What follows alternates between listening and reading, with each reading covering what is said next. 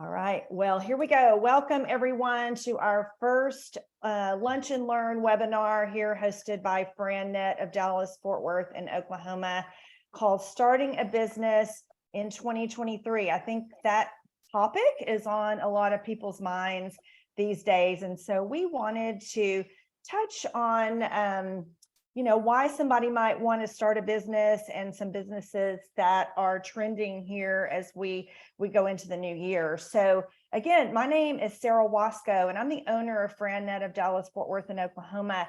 We have people from several regions on this session today. I just happen to be hosting. So I'll give you a little bit of introduction of myself and our guest, and we'll talk about who FranNet is and how we serve our clients. We're going to talk about some business trends in 2023 and what we're seeing with the clients that we work with. And then we're going to have some short presentations by three presenters today, three brands that are really seeing a lot of traction and interest recently. One is called Ketokinetics. One is Dermani Med Spa, and another is Alloy Personal Training. So I think you'll really enjoy what you hear from these brands today. And then we will have a Q&A session at the end. So if you have any questions, please put those in the chat box. If you'll notice, there is a chat and also a Q&A area. So please just utilize the chat box, and then we will wrap things up and let you know how to proceed if you would like to learn a little bit more about some of the brands that you learned about or that you're going to learn about today. So a little bit about myself. FranNet is a franchise that helps other people find franchises, and I am the owner of the offices in North Texas and Oklahoma. And I have been with FranNet for 10 years. I started back in 2012, so I'm going on my 11th year now. So I've been in the franchise industry for quite some time. I'm actually a franchisee with two brands. As I mentioned, FranNet of Dallas, Fort Worth in Oklahoma, which is 3 territories. And then my husband and I also co-own 4 gyms here in the DFW Metroplex. So I would say I'm pretty well versed in the franchise industry. Prior to joining FranNet, I worked with small business owners in consulting role for their network and long distance needs and phone system needs as with AT&T. So I had a stint in corporate America for 10 years. And then I also worked for a startup, which was a website and online marketing firm. And so I really feel that I enjoy franchising because it's a hybrid between corporate America and a startup. And I was able to experience both of those industries prior to coming to FranNet. And that's really what attracted me to the franchising industry. So what we do at FranNet is we match prospective franchisees with franchisors. So franchisors engage our services to help them grow. And one thing that's extremely important to us is providing education to prospective business owners about opportunities in business ownership and specifically about franchising. We offer our prospects choices, and we really want them to make informed and educated decisions. We're not selling franchises. We are in a role of facilitating and guiding prospective franchisees through their due diligence. We do not work with all franchises. We pre-screen the brands that we work with, and we have probably about 150 to 200 franchise brands in our vetted and approved portfolio. You can liken our services to that of a realtor. We're working with a realtor to find the location and the school district and the size and the price range and the budget that you're interested in. We're working to make a match very similarly. Another good comparison is an executive recruiter. An executive recruiter is matching an employer and an employee. We do it between franchisors and franchisees. And with that said, we are not paid by our clients. We are paid by the franchisors, just like recruiters are paid by the employers. So our services, as I just said, are 100% free to you because the franchisors pay our fees. So what we're seeing, I mean, as I mentioned, I've been doing this for 10 years. I've seen a lot of changes in the franchise, prospect and research field. And so we're finding that a lot of people are wanting and needing to keep a full-time job. They're saying, I want to diversify. I want to create another stream of income, but I'm really not ready to leave my full-time job. And you might be surprised, but that is definitely a feasible path to take. A lot of it's going to depend on what type of job you have, what kind of flexibility you have. Each business is going to be a little bit different in their time requirements, in the role of the owner. But generally, there are opportunities for you to be able to hire a manager and manage that manager while potentially keeping your full-time jobs. We're also seeing that business owners are mentioning a lot about pandemic-resistant businesses and recession-resistant businesses. As I mentioned, FranNet's been around since 1987. We've been through recessions. FranNet works with businesses that they know can survive a recession. We're very picky about the brands that we bring into our portfolio. So I brought invited three brands today that have proven that they can sustain during a recession. People are obviously looking for a franchise that they know has a high success rate. The reality is franchises have a higher success rate than startups. And so people are feeling a little more confident in going a path where they have a proven model and a systematic approach in operating. So that can fit that prospective business owner's mold of kind of being able to step in and maybe get a quicker ramp up than really trying to figure those things out and start on their own. And so this is why we wanted to start off the year with this specific group of franchisors and this specific topic, because these are some of the trends that we are seeing with our candidates these days. So let's jump right in to our first brand. I'm going to stop sharing so that our first presenter can share. And her name is Rachel Stender, and she is joined by Dave Pasgan, and they are going to tell us about their brand, Kiddo Kinetics. So please tell us more, Rachel and Dave. We look forward to hearing what you have to say. Wonderful. Thank you, Sarah. Well, I'm really excited, as she mentioned, to be here and share a little bit more about Kiddo Kinetics. Dave Pasgan is here with me. He's our CEO. And we're both just wanting to give you an overview of Kiddo Kinetics. Sarah, you hit on a couple things that are very conducive to Kiddo Kinetics as a model. It's something that is very easy to help our franchisees transition, if they should so choose, from a full-time job to something that's semi-absentee or even more full-time. We'll talk a little bit more about that. And this is about children. I would say parents are always looking for ways to help their child develop, find new opportunities for them, and really put them in the right spot when they need to be. So when it comes to spending money, when we think about what we will spend it on, regardless of economy status, children are one of those areas. So excited to share more. And I'm going to turn it over to Dave initially just to talk a little bit more about Kiddo Kinetics background, our founder, and Dave's introduction to Kiddo Kinetics and path here. Thanks, Rachel. Yeah, thank you. My name is Dave Pasgan, and I am the CEO of the company. I joined the organization about 3 years ago. Prior to Kiddo Kinetics, I spent about the last 13 years in franchising, building another system that today has about 100 locations and is about $100 million system nationwide. And I left that organization in 2020 and got the opportunity to meet Terry. Terry's originally from South Africa and had a background in sports. She's actually a national karate champion and moved to the United States in the late 90s and started Kiddo Kinetics in South Florida, basically just seeing a need for sports enrichment programs for young kids. Just in the background at the time, there were a lot of schools and other programs that were moving away from sports and other enrichment type activities and focusing more on math and science and things along those lines. And Terry had the idea that there was a gap being created and that a lot of children aren't really getting the opportunities to learn about sports, learn about fitness, exercise at a young age. And so she ended up launching a program at a park. And the very first program that she offered had 80 kids show up. And so at that point, she kind of knew that she was onto something and started the company. She operated the business as a locally operated independent business until 2007.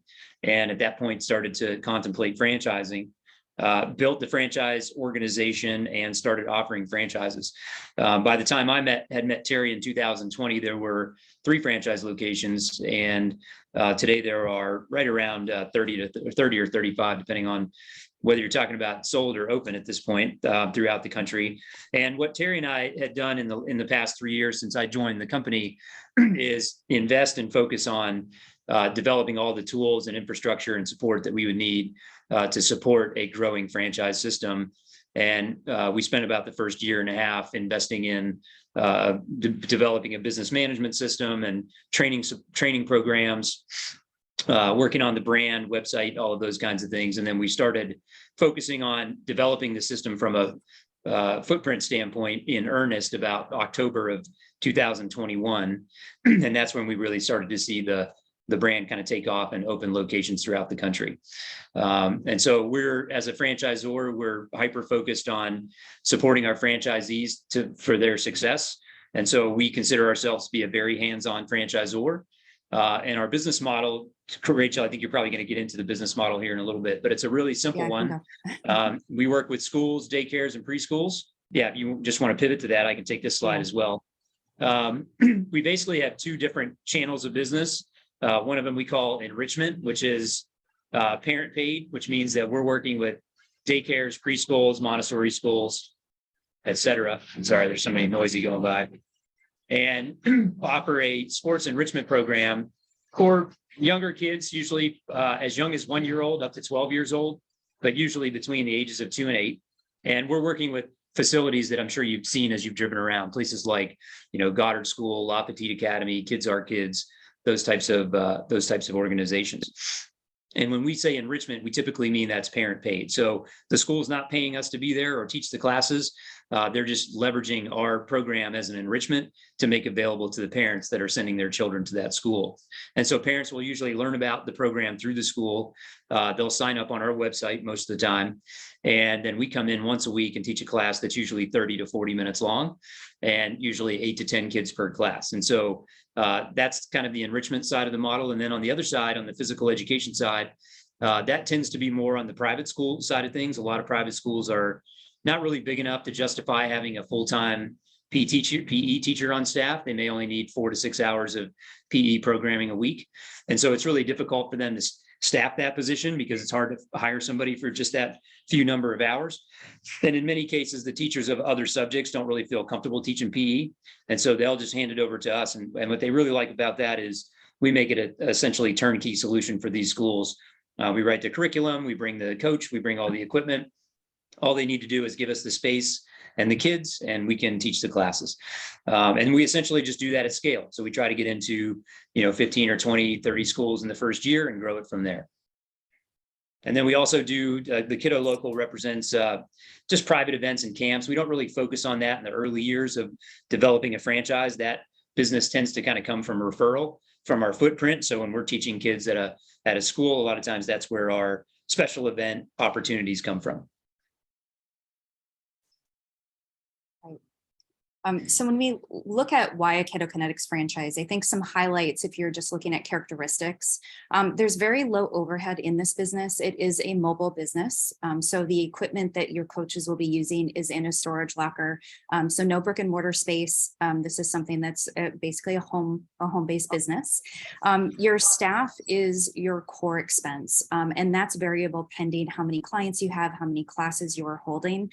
So very minimal overhead in this space, and multiple revenue streams, which Dave just went through for you. I would say it's very focused on enrichment.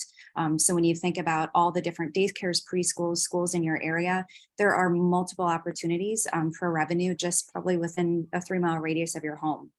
And we're adaptable. We can go into any environment, any size environment, inside, outside. We're able to tailor programs to the needs of the school and client. And then ownership. So going back to, having a job, wanting to focus on your full-time position, but also get into your own business and entrepreneurship, you can be what we call passive. So we have a business management model that allows you to let Ketokinetics corporate launch, hire, train, run your business, get it going in your market if you're a multi-territory franchisee, and then transition to semi-absentee. So we can set you up for success. We can make sure your manager in place, that your clients are in place, that overall structure is there, and you can still focus very well on your full-time job. So it's a very easy transition. We're having a lot of success with franchisees in this program. And we're seeing, more than half of our franchisees start this way in the business. You can also start semi-absentee and manage a manager. So you're putting maybe 20 hours in a week, managing that manager, but maybe a little bit more upfront to get it going. And then of course, hands-on owner operator in it day to day, doing your business development, potentially some coaching, but managing your coaches, hiring, recruiting, all of those things. And Dave, I don't know if you have any other comments about the business management model. Yeah, so I actually happen to own a Ketokinetics location myself in Tampa, Florida. And the managed location model was born a little bit out of that because I don't actually live in Tampa.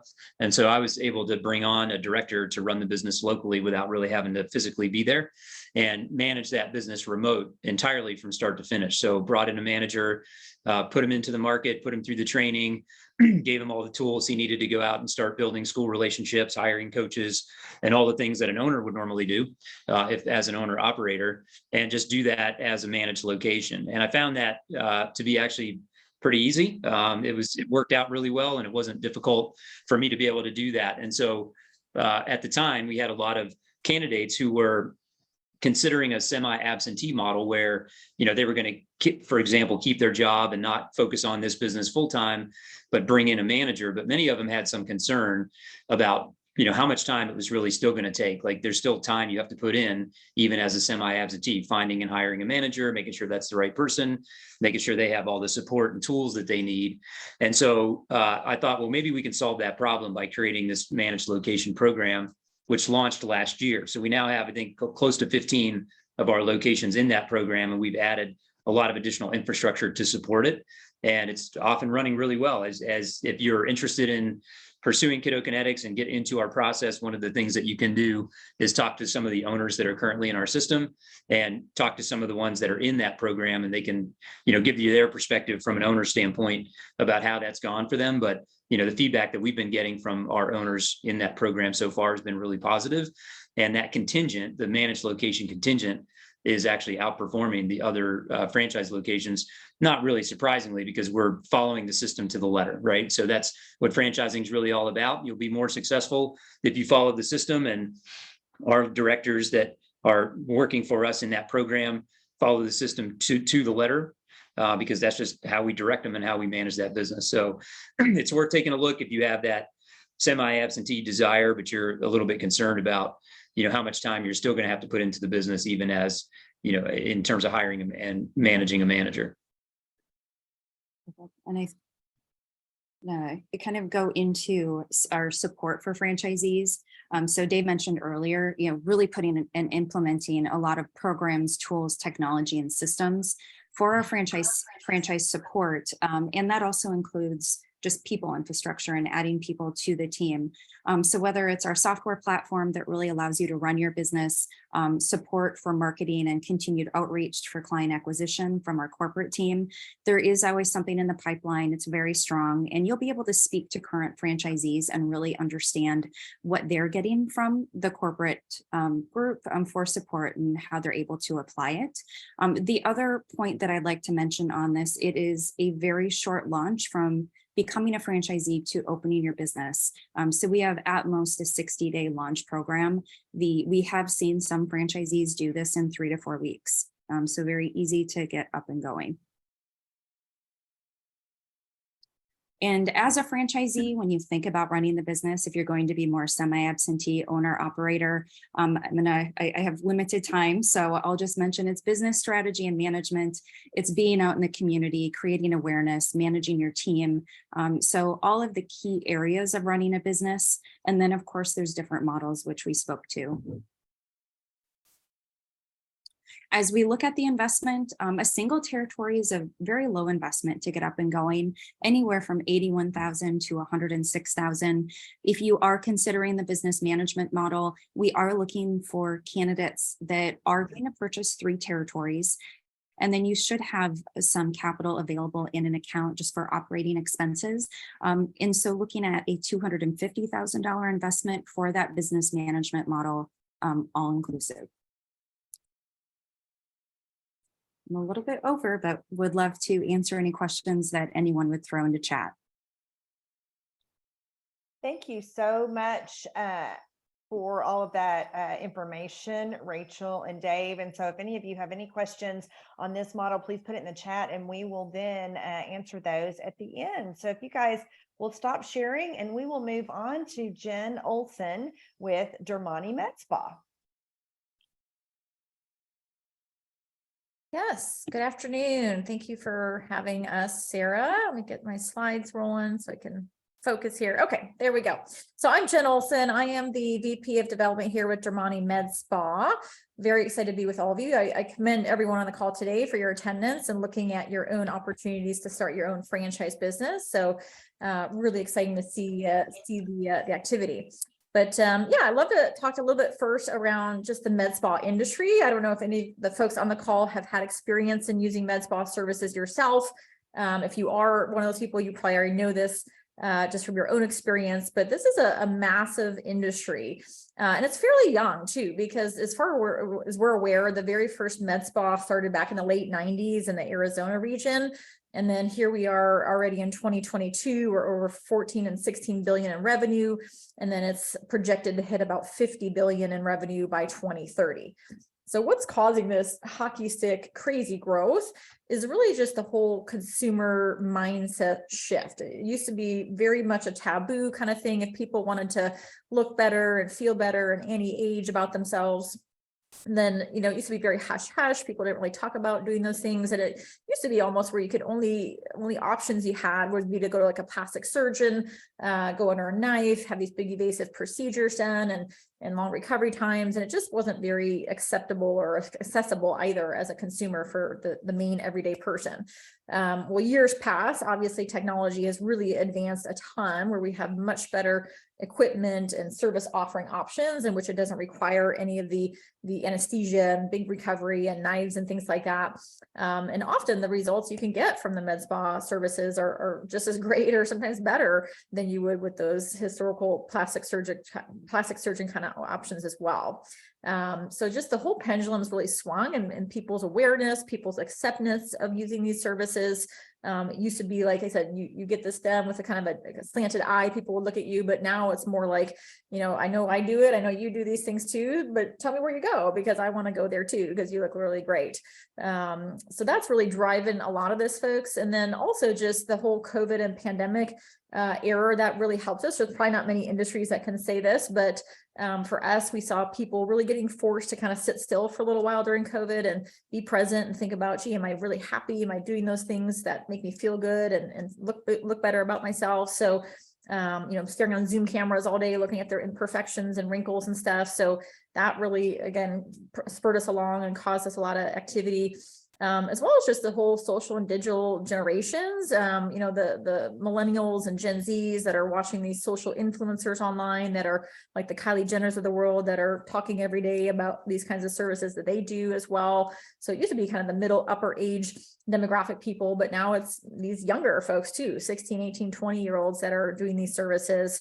That's really spurring this activity. And then, men too. I think when Dermani, our brand, started back in the early 2013 timeframe, we had virtually no or very little male customers, but today we're probably pushing about 25% of our customers to be male. So So just huge growth and really exciting, and it's not stopping anytime soon. But the nicest thing about all this is that it's still a very fragmented industry. There's no big boy player. There's no McDonald's of the space today, which we actually like, because that means that, we don't have to go into the market and take somebody out for us to come in. Of course not. We just got to go in, do what we do a little differently so that we can carve out our piece of the pie and have a really good business as a result of that.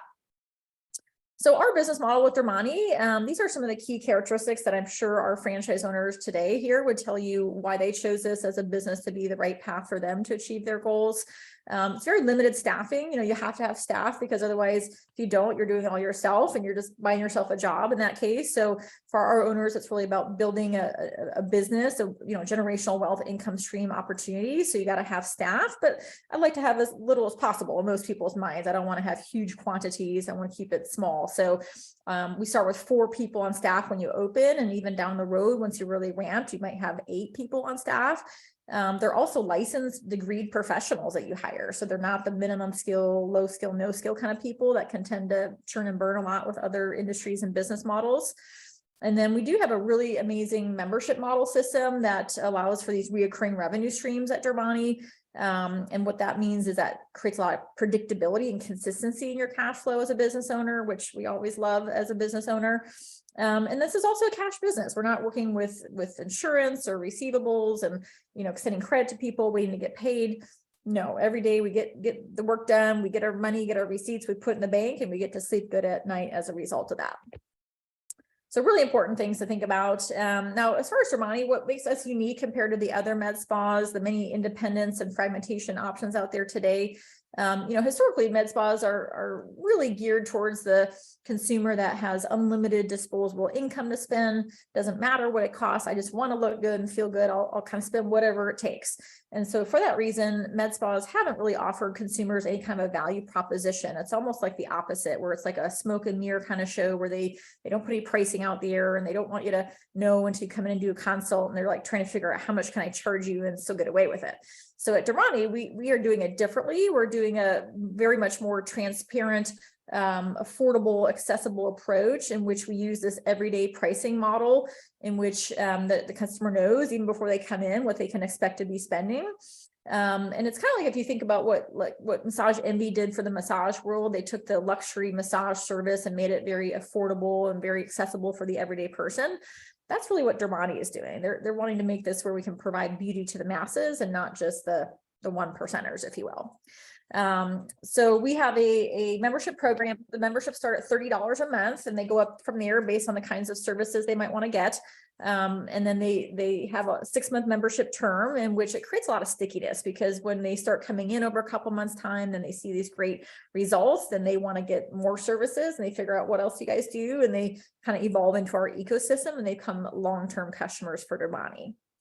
Another good example of our consumer value proposition is with Botox. That's one of our popular services, and a lot of our competitors today would charge $12 to $17 a unit for the Botox, but at Dermani we charge $8 a unit. So we can charge such a low price is because we have these exclusive supplier relationships with the manufacturers of these consumables, in which we get the rock bottom lowest prices on those consumables, so that we can pass those savings on to our franchise owners. And then the franchise owner can pass some of those savings on to the customer, so that everybody wins at the end of the day. Why go to Jen's Med Spa down the road and pay 2 to 3 times more for the same thing I can get at Dermani for a fraction of the price, right? That's really the point of that. So some really amazing, some points here again that bring us into distinction in the marketplace. These are the services we do offer. It's very simple. We have 3 categories of service. We have our skin rejuvenation, we have the laser hair removal, and then the Botox filler work. The reason we chose these service offerings is this is where we see the vast majority of revenue being spent in this industry. We don't like to get distracted with fads and trends and things that kind of come quick and go quick, because we really want to rely on the evidence-based, the science-based type services that we know have the time-tested history behind it that's going to give great results to our customers. So these are, again, the core offerings. So our owners here at Dramani, most of our owners that are here do other things, so they can absolutely keep their job or other businesses, or maybe they're doing some contract work or consultant work, as long as they have some flexibility, because really your main role as an owner at Dramani is to align and bring in your team, your staff of folks that will be providing the services to your customers on a daily basis. And then working on the business of the business is really your other role, is to work on your reporting, your metric tracking, your financial forecasting, and certainly want to be a strong community ambassador as well. You want to be out there talking to any and everybody that you know about what you're doing. And it's kind of easy to do that for our owners, I would say, because this is a pride of ownership business. People love to help people look better and feel better. It's a fun business. It's sexy, if you will. So again, for our owners, I think that's a pretty easy ask to have them out there sharing what they're doing. An ideal owner. So if you ask yourselves on the call here, if these are some of your characteristics that you might bring into the ownership, we're really looking for people-oriented people first and foremost, because it is a people business. So if you have strong abilities to cultivate relationships, communicate effectively, build teams, oversee teams, create great culture and family dynamics in and around them, that's probably the biggest, most important skill to bring in. Really having a strong focus on customer service is important too. That's really important in a service-based industry to have a successful outcome with your customers. And then we're also looking for folks that are very much looking to scale and grow over time. This is not something where we want people to do this on a hobby or as a part-time, side thing here and there. That doesn't really work well for us or a franchisee typically. So looking for people that really want to build something substantial. You see our net worth requirement of the minimum $500,000 and then minimum liquidity of 150, just to be qualified for an owner with Dramani. But the total investment range, you can see the let's call it 300 to 600 average, of which we have third-party financing companies that are available to help you fund and keep as little of your money out of your pocket as possible. Lastly, and then I'll throw it back to Sarah here, but just showing you some of the potential return on the investment. Of course, that's important at the end of the day. When you invest money and your time, you want to build something back to you, of course. So for us, you can see here, these are our corporate locations with Dramani for the 2021 year. They all did well over $1 million, even some closer to $2 million in their revenue. And then after their expenses and staff and stuff that you need to run the business, they netted, let's call it an average of $200 to $250 income per location. So really strong, especially when you can still keep your job and do other things. And again, build these locations, whether it's one or multiples over time, to get you out of your corporate worlds and lives and having you have more control and over your freedom and your own financial framework there. So that's really the 1-2 on Dramani. Like, we'd love to talk more offline if any of you have interest to learn. There's a lot more to learn, obviously, beyond this content today, but really enjoyed spending the time with you. So thanks for having us again, Sarah. Jen, thank you so much. That was a great overview of Dramani Med Spa. And as you can see, there's such a wide variety here that we've already seen. And so our next presenter is Clay Allen, who is going to share with us about Alloy Personal Training. So Clay, we look forward to hearing from you now. Thank you, Sarah.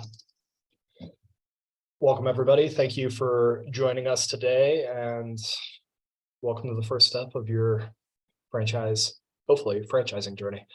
So Alloy Personal Training, what we do, we are small group personal training, one coach, 4 to 6 clientele, and we are focusing on a premium market, 45 to 65-year-olds. We'll get into why that's important here in a moment, but what I want to kick off with is our founder. So we're an emerging brand in the sense that we've been franchising for a couple of years now, but our franchisor, Rick, has actually been in the personal training world for over 3 decades. Started in '92, been doing it ever since, been wildly profitable through multiple recessions, and has created a really solid model here with Alloy. The other thing, dovetailing off that, is he's actually been programming and licensing for over 20 years. Your powerhouse corporations, Lifetime Equinox, all the way down to your mom and pop gyms. This wasn't just personal training. This was high intensity interval training classes, group training, all the way up to team training sessions and down to personal training. So they were able to collect a ton of data and craft the service offering that is Alloy today. For instance, optimal class size, duration, sessions per week, things along those lines. And what happened as a result for that, right up here is a really important emphasis point for us. We are not modality based. And that is important because modalities can come in and out of fashion. They're hot until they're not, right? There's staying power in personal training. People are willing to pay the premium for that, anywhere from $80 to $150 a session for that tailored service in which they're investing in themselves. And we're doing it in the way that our consumers aren't having to pay that premium. They're paying anywhere from like $30, $40, $50 a session for that service. They're also receiving a group dynamic because they're training with 3 to 5 other individuals. And our franchisees are able to maximize their ROI because rather than having one coach committed with one client for an hour-long block, you have one coach working with 4 to 6 clientele. Big differentiator there. And there's staying power in this, which is very important. So back to the premium age group and why that's important for us. We're targeting 45 to 65-year-olds. That's important because the majority of boutique fitness is targeting the 28 to 35-year-old female leaning. We're targeting this underserved niche, and think about who these people are. Higher run corporate America, your C-suiters, your movers and your shakers, they already have enough on their plate. They want something that's going to have a clear purpose and direction. And they also want it to be tailored to them, which is what we're bringing them. And they just so happen to host over 70% of the nation's disposable income. As a result, down to this fourth point, we're able to charge twice what the average fitness concept is charging per month.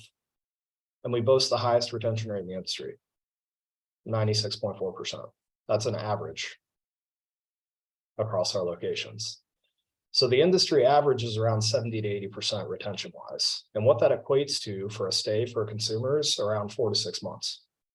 That is a very marketing centric concept in which you're having to pour dollars in. That way you can offset churn and stay profitable.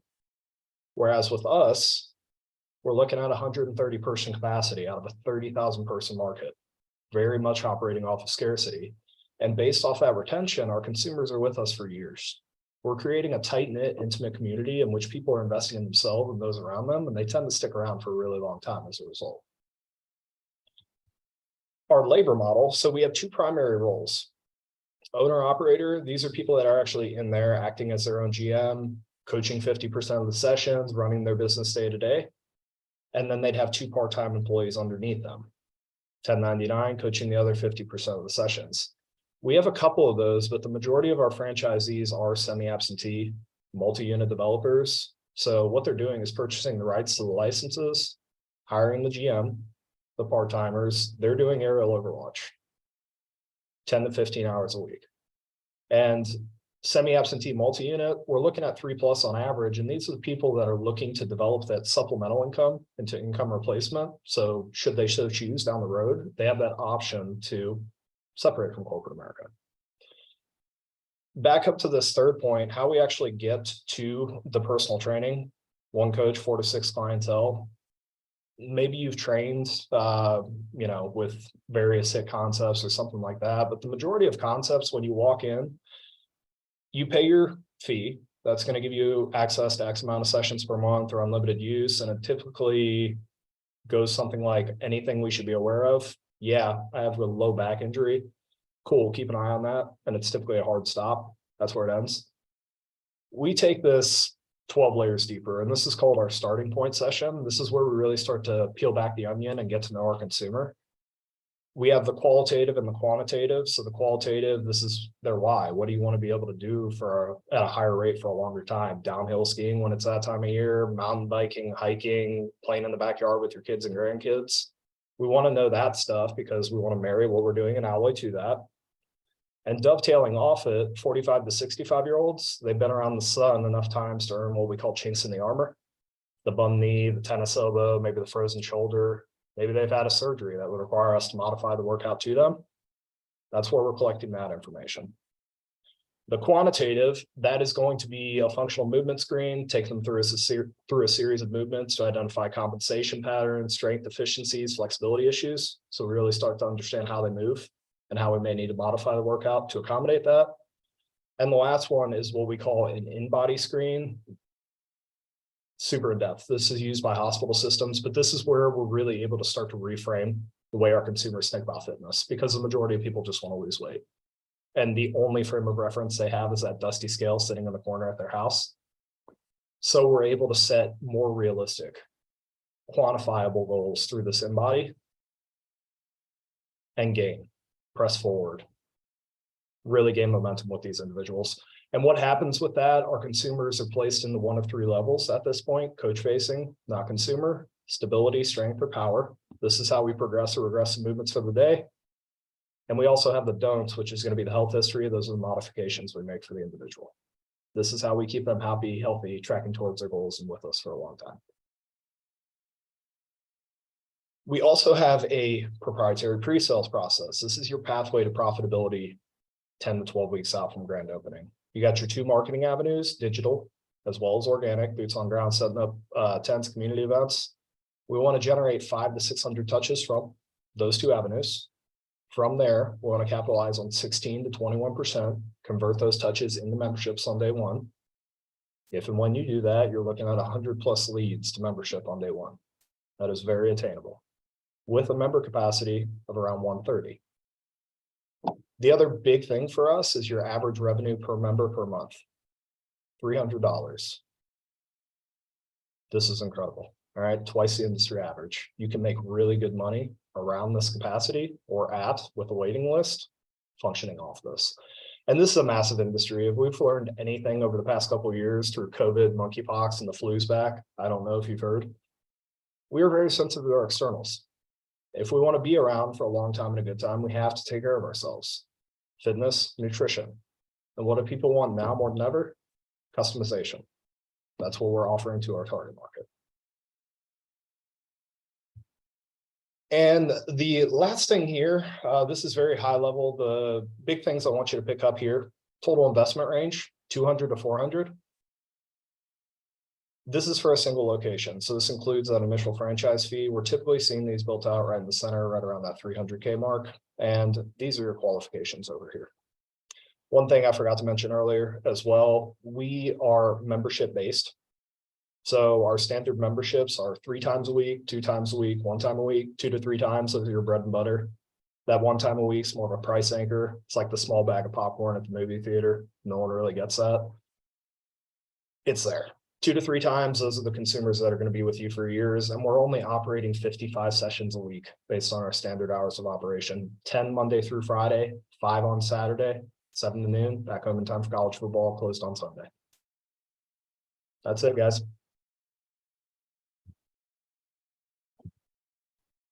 Great. Thank you, Clay, so much. So I'm going to keep an eye on the chat box, and we'd love to answer any questions that you guys might come up with. And I will also kind of move on here to just wrapping up this session as well. One thing that I want you guys to think about if you decide that you would like to explore franchise ownership is bringing on some professionals to assist you in this journey. First of all, I would recommend a franchise consultant. I'm not sure what area you're in. We invited folks from Texas and New Mexico, Colorado, and Louisiana, and Arizona. So if you are in one of those areas, you have got a franchise consultant in your market that can assist you. Our role is to provide education, just like we're doing today, and help you understand the franchise industry, and walk you through a process to help you determine if there's an opportunity that could be a good fit for you. Maybe one of these you heard today, maybe not. So engaging in somebody that can help you narrow that down, or engaging with somebody, is a good first step. As you're going through the process, we highly encourage that you find a good accountant, a good CPA, a good financial advisor, a good franchise attorney to guide you in your decision making as well. Somebody knowledgeable that can help you figure out the best way to fund your business, help you walk through legal documents, and so forth. There are also some books that we highly recommend. One is Built to Sell by John Warrillow. One is The E-Myth Revisited by Michael Gerber, and another is Street Smart Franchising. So Built to Sell and E-Myth Revisited are focused specifically on business ownership, whilst Street Smart Franchising by Joe Matthews is focused more on franchising. So I am keeping an eye on the chat. I do not see any questions in here. Does anybody have any questions before we wrap up here? Please feel free to enter those in the chat box. Anything that you would like to ask Rachel or Dave with Kiddo Kinetics, Jen with Dermani, or Clay at Alloy? Please feel free to type those in now. We don't bite. They don't, and we've got your undivided attention here for a few more minutes. I know we set this up to be an hour, so if anybody has any questions, please feel free to reach out right now in the chat box. If not, we want to thank you for your attendance. If you would like to interact with any of these franchisors, please feel free to contact me directly or your local franchise consultant if you know who that is. You can also scan my QR code there to receive additional information. It looks So with that, Kendra, go ahead, Clay. It looks like Kendra raised her hand. Kendra, Okay, I have a question. perfect, thanks. Drop it in the Q&A. And she backed out. think that's it. Okay. Oh, wait.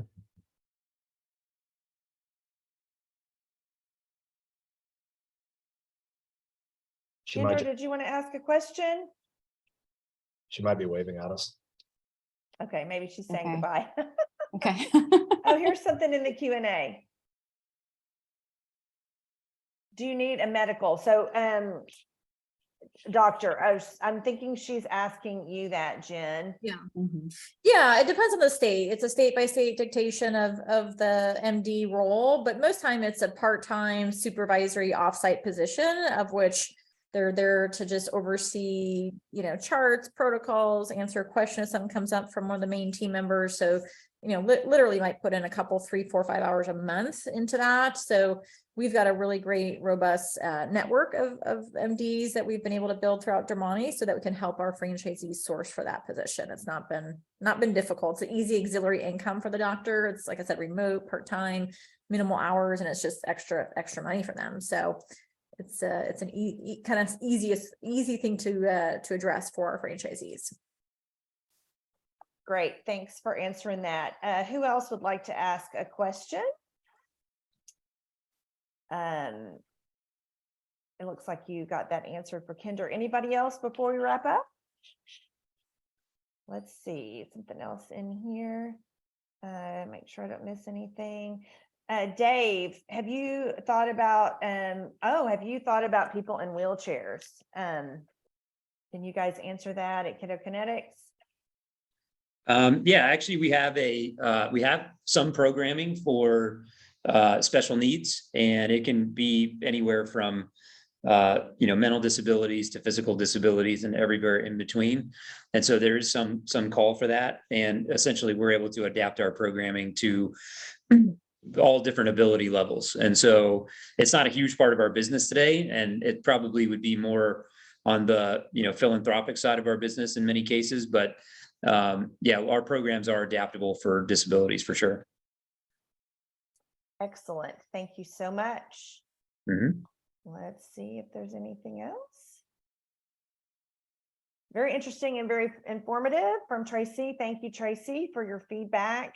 You guys may jump off this today and then think of a question. So we will be happy to send those to these franchisors if that is the case. At this point, let's make sure I haven't missed anything else. Okay, will the recording be available? I want to share with my wife. Yes. So on that note, thank you for asking. You've been looking into a franchise. The recording will be released or sent to you via email within the next 24 to 48 hours.